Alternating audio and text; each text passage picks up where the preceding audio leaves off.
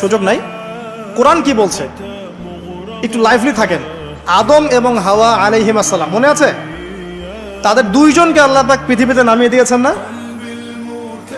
যে ভুলটা তারা করেছেন সেই ভুলের ফল তারা দুইজনের সমানভাবে শেয়ার করে নিচ্ছেন না? বুঝতে পারছেন?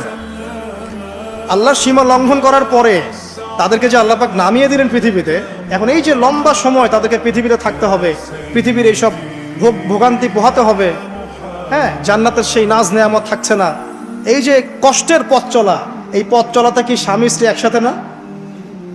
এভাবে যদি পরিবারের স্বামী এবং স্ত্রীরা তাদের জীবনের উদ্দেশ্যটা ফিক্স করতে পারে এবং সমস্ত বাধা বিপত্তিকে হাসি মুখে একসাথে ডিঙাতে পারে, পরিবারে শান্তি আছে।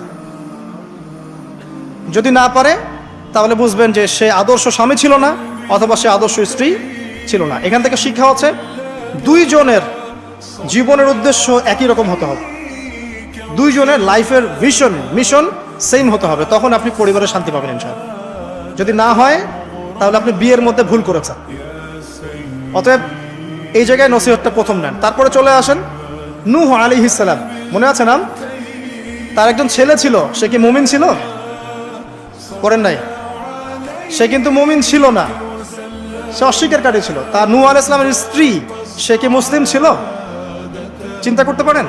একজন নবীর স্ত্রী মুসলিম নন, একজন নবীর ছেলে, তিনি আল্লাহর আদেশের পরোয়া করছেন না।